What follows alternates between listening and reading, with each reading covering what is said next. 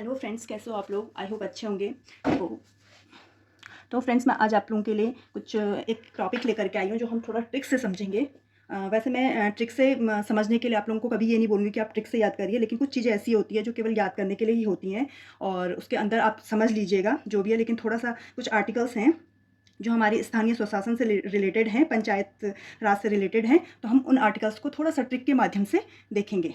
ठीक है, तो चलिए, यह है पंचायत, स्थानीय स्वशासन। थोड़ा सा हम स्थानीय स्वशासन के बारे में मैं आपको जानकारी दे दूं। ये है 1872 में स्थानीय स्वशासन की जो नींव डाली थी वो थी हमारी लॉर्ड मेयो,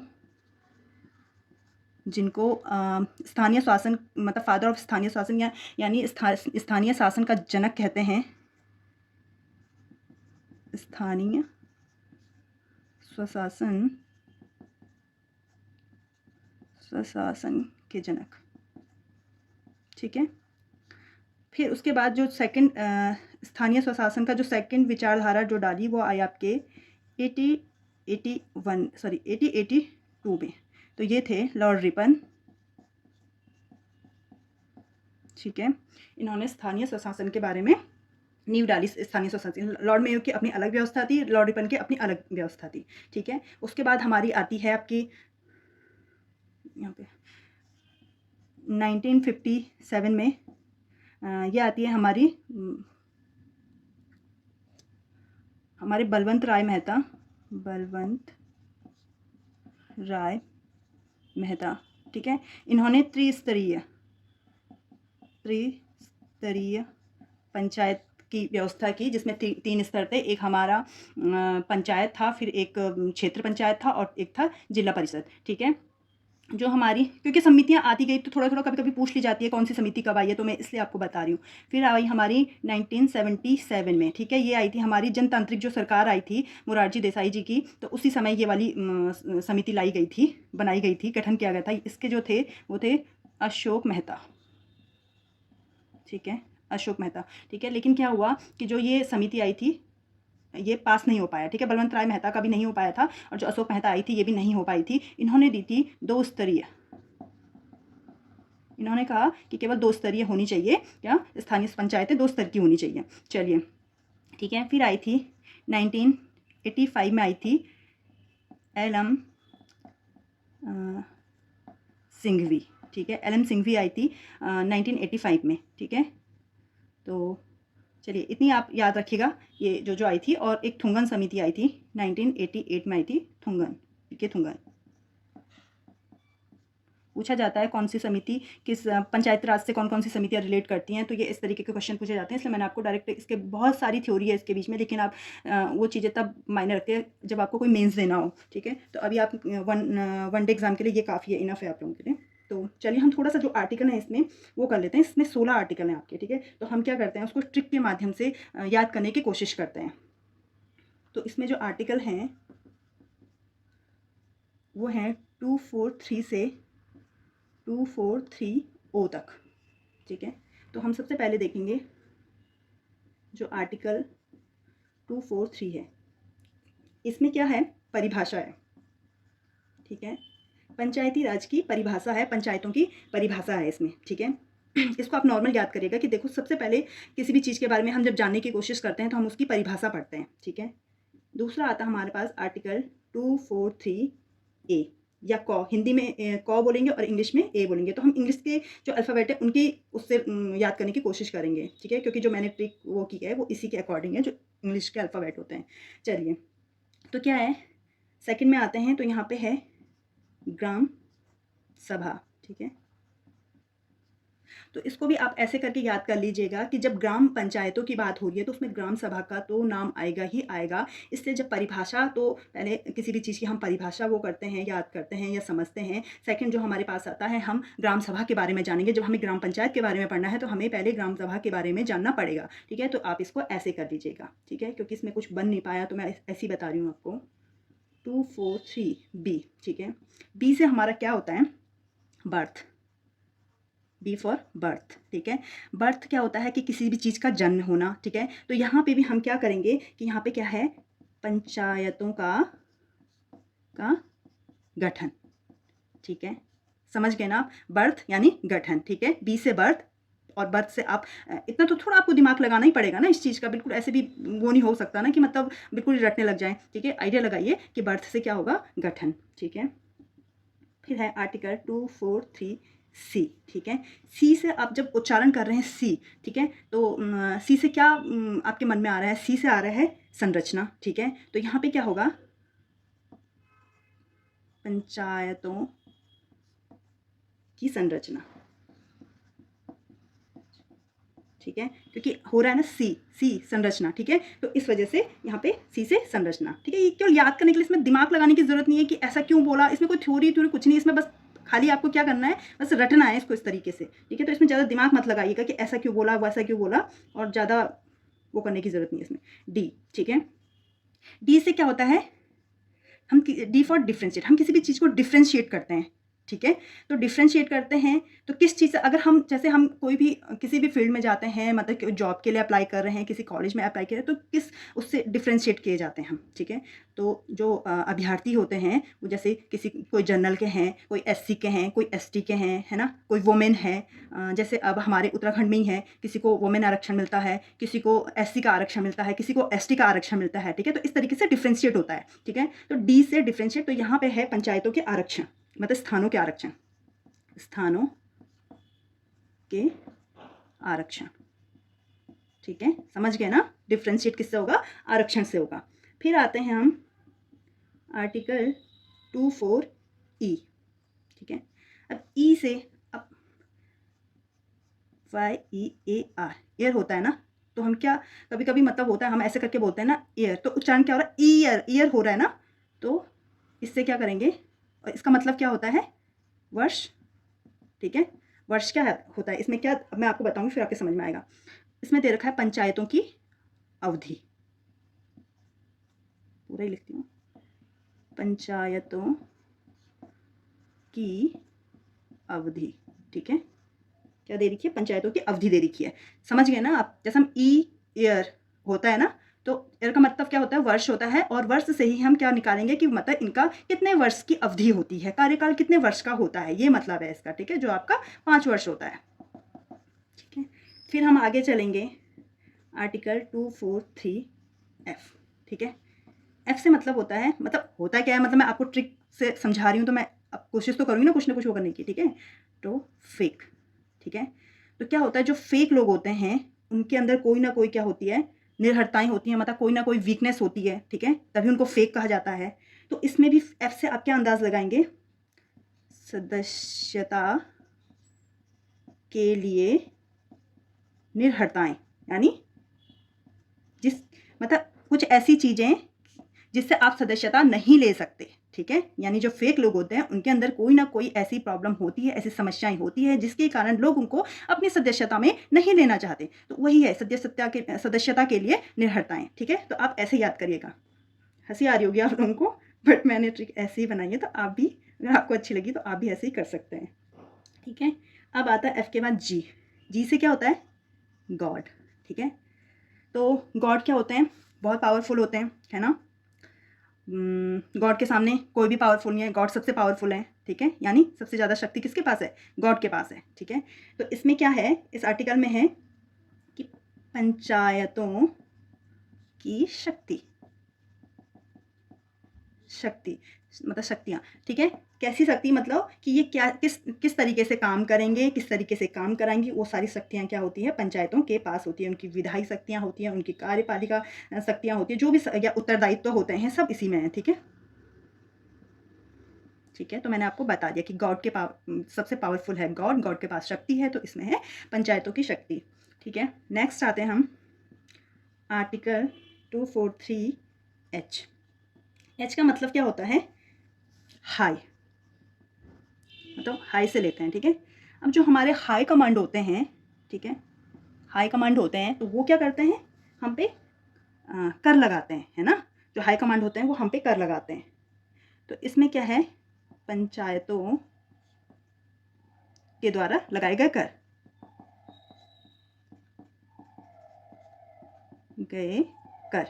ठीक है। इसमें क्या है, पंचायतों द्वारा लगाए गए कर हैं इस आर्टिकल में, क्योंकि जो हाई कमांड होते हैं वो क्या करते हैं, कर आरोपित, देखो अब लगाते हैं नहीं लगाते हैं, केवल ये एक रटने के लिए बना रखा है, ठीक है। यहाँ पे कि जो हमारे हाई कमांड होते हैं वो क्या करते हैं, हम पे कर आरोपित करते हैं, ठीक है। उनके पास ऐसी शक्ति होती है कि वो क्या कर देते हैं, हम पे कर आरोपित करते हैं। तो बस ये एच से हाई और हाई कमांड, ठीक है, ठीक है। तो इससे आप वो कर लीजिएगा। चलिए आप इसको नोट डाउन कीजिए या स्क्रीनशॉट ले लीजिए, फिर इसको मैं रेज करती हूँ, फिर बाकी जितने रह गए हैं वो भी आपको बता देती हूँ। तो चलिए चलिए आपने ले लिया होगा, स्क्रीनशॉट ले लिया होगा, तो मैं इसे रेज कर देती हूँ।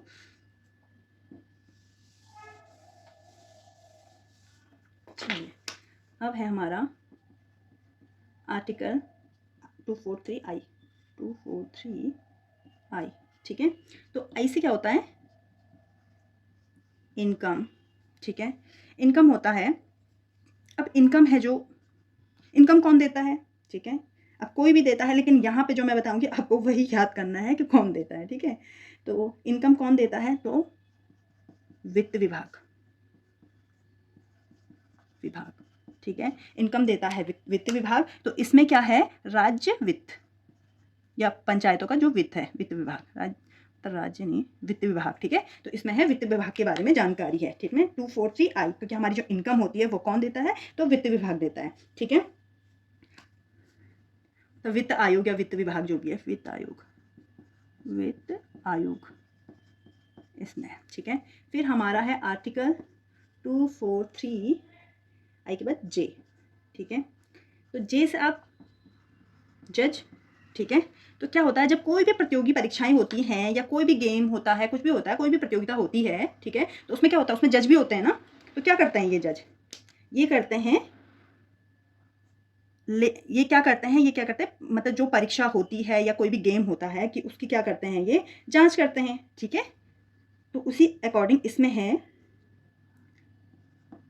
पंचायतों के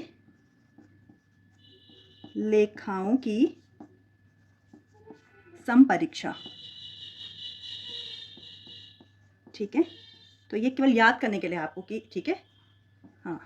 फिर है आर्टिकल 243K, ठीक है। के से आप क्या उच्चारण हो रहा है, के से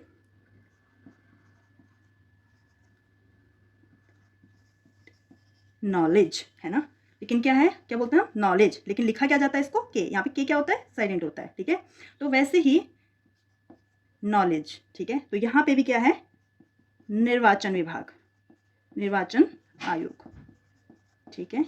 के से नॉलेज, नौ, ठीक है। भले ही यहाँ पे के लिखा जा रहा है, लेकिन यहाँ पे क्या है, के साइलेंट है, इससे क्या होता है, एन का उच्चारण हो रहा है। तो वैसे ही यहाँ पे क्या है, निर्वाचन विभाग, निर्वाचन आयोग, ठीक है। ये केवल याद करने के लिए है, बाकी आप फालतू दिमाग मत लगाइएगा इसमें, ठीक है। मैं 20 बार बता रही हूँ आपको कि केवल याद करने के लिए, ये ट्रिक है, ट्रिक कैसे भी बन सकती है, ठीक है।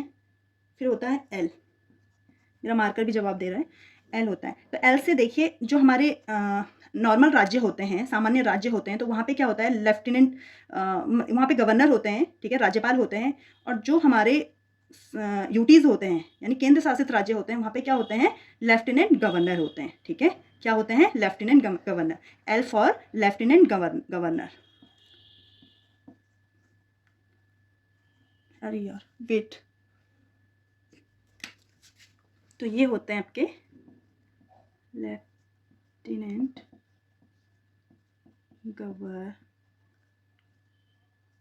गवर्नर, ठीक है, लेफ्टिनेंट गवर्नर होते हैं। तो वैसे ही कहाँ होते हैं, ये होते हैं यूटीज़ में, संघ शासित क्षेत्र में, जो संघ शासित क्षेत्र के जो प्रमुख होते हैं उनको क्या बोलते हैं, वहाँ बोलते हैं लेफ्टिनेंट गवर्नर, सॉरी संघ लिखा भी नहीं जा रहा है, ठीक है। तो यहाँ क्या होते हैं, लेफ्टिनेंट गवर्नर होते हैं। तो उसी तरीके से यहाँ पे जो आर्टिकल है उसका मतलब है कि संघ राज्य क्षेत्र में, राज्य क्षेत्रों में निर्वाचन, ठीक है, संघ राज्य क्षेत्रों में निर्वाचन। चलिए नेक्स्ट है आर्टिकल 243, एल के बाद क्या आता है, एम, से है एम फॉर माइनर, ठीक है। तो माइनर करना, किस चीज़ को माइनर करना, यानी कम करना, ठीक है। एम फॉर माइनर, कम करना, इसका मतलब होता है कम, ठीक है। तो क्या है, किस चीज़ को कम करना, तो इसमें दे रखा है जो इस आर्टिकल में है, इसमें है कतिपय क्षेत्रों में लागू ना होना, ठीक है। इसका मतलब है कि कुछ क्षेत्र ऐसे हैं जहां पे आप पंचायत व्यवस्था को लागू नहीं कर सकते हैं, ठीक है। यानी ये पंचायतों के क्षेत्र को कम करता है ये आर्टिकल, ठीक है। तो जैसे आपके कुछ जनजातीय क्षेत्र होते हैं जहां पे जनजातीय परिषदें होती है, वहां पे आप जबरदस्ती पंचायती राज को लागू नहीं कर सकते हैं, ठीक है। और इसमें भी राज्यों को स्वायत्ता है कि वो चाहे तो इसका गठन कर सकते हैं, नहीं चाहे ना चाहे तो इसका गठन नहीं कर सकते हैं, उनको कोई जबरदस्ती नहीं है इसके गठन की, ठीक है। हमारे अभी कई राज्यों में 4 स्तरीय पंचायत व्यवस्था है, कहीं पे 2 स्तरीय, तो आप उनको फोर्स नहीं, वो स्वायत्त उनकी मर्जी है कि वो कितने स्तर की पंचायत व्यवस्था का प्रावधान कर सकते हैं। तो ये आर्टिकल उसी से संबंधित है। अब आर्टिकल के अंदर जाओ तो बहुत सारी चीज़ें, लेकिन अभी वन डे एग्जाम के लिए ये इनफ है, ठीक है। तो आप कतिपय क्षेत्रों में लागू न होना, ये क्या करता है, पंचायतों के क्षेत्र को कम करता है। फिर आर्टिकल आता है 243N, ठीक है। तो N से क्या होता है, नाउ, ठीक है। तो नाउ से अब हम क्या समझेंगे, इसमें जो आर्टिकल में दे रखा है, नाउ माने अब, ठीक है। अब तो अब क्या है कि जो विद्यमान विधियां और पंचायतें हैं वो क्या है, उनका बना रहना, विद्यमान विधियों व पंचायतों का बना रहना। इसका मतलब है कि जो अब है नाउ, ठीक है, अब है उसका बना रहना, जो नहीं है तो नहीं है, लेकिन जो है तो उसका बना रहना, चाहे वो विधियां हो चाहे वो पंचायतें हो, ठीक है। इसका अब ट्रिक्स हैं कैसे भी बनानी पड़ती है, आपके दिमाग में भी कुछ चीज़ें आ रही होगी तो आप भी ऐड कर सकते हैं, ऐसी कोई प्रॉब्लम नहीं है, ठीक है। ये कोई वो नहीं है, इंटेलेक्चुअल प्रॉपर्टी नहीं है कि आप नहीं बना सकते, आप भी बना सकते हैं। 243 ओ, ठीक है। तो ओ से मतलब है इसमें, जैसे हम बोलते हैं ना आउट, ठीक है, किसी को हम बोलते हैं कि तुम इस चीज़ से आउट हो, तो वैसे ही इस आर्टिकल में जो हमारा न्यायालय है, न्यायालय को आउट किया गया है कि तुम इसमें जो भी निर्वाचन होते हैं, निर्वाचन संबंधी, पहले मैं लिख लेती हूँ फिर मैं आपको समझाती हूँ, मामलों में न्यायालय के हस्तक्षेप का वर्जन, ठीक है। इसमें न्यायालय को बोला गया है कि आप हमारे जो भी मामले होते हैं उससे आप आउट हो, ठीक है। निर्वाचन संबंधी, जैसे जब राष्ट्रपति या उपराष्ट्रपति के निर्वाचन में कोई भी प्रॉब्लम आती है तो उसका जो निवारण करता है वो हमारा सुप्रीम कोर्ट करता है, ठीक है, कि क्या सही है क्या नहीं है, तो उसमें हस्तक्षेप करता है। लेकिन जो पंचायतों के निर्वाचन होते हैं, इसमें पंचायतों ने न्यायालय को बिल्कुल आउट कर रखा है कि आप हमारे निर्वाचन संबंधी मामलों से आउट हो, ठीक है। तो आपको ये ट्रिक कैसी लगी, इस तरीके से आप मुझे ज़रूर बताइएगा। देखिए आपको इसमें कुछ भी रटने की ज़रूरत नहीं पड़ी, क्योंकि होता है कई ट्रिक्स ऐसी होती हैं कि आपको रटने की ज़रूरत पड़ती है कि भैया मित्र में गमछा झाड़ू, पता नहीं ऐसे ऐसे कई ट्रिक्स देखी है मैंने, लेकिन ये ट्रिक्स आपको कैसी लगी जिसमें आपको बिल्कुल रटने की ज़रूरत नहीं है, बस आप देखें और टिक करें, ठीक है। तो मुझे बताइएगा कि आपको कैसी लगी मेरी ट्रिक वाली वीडियोस, और अगर आपको अच्छी लगी तो मैं आगे ऐसे बनाती रहूँगी। थैंक यू फॉर वॉचिंग, मिलते हैं एक नई वीडियो में एक नए कंटेंट के साथ। तो आप वीडियो को लाइक कीजिए, शेयर कीजिए, सब्सक्राइब कीजिए चैनल को। Thank you for watching.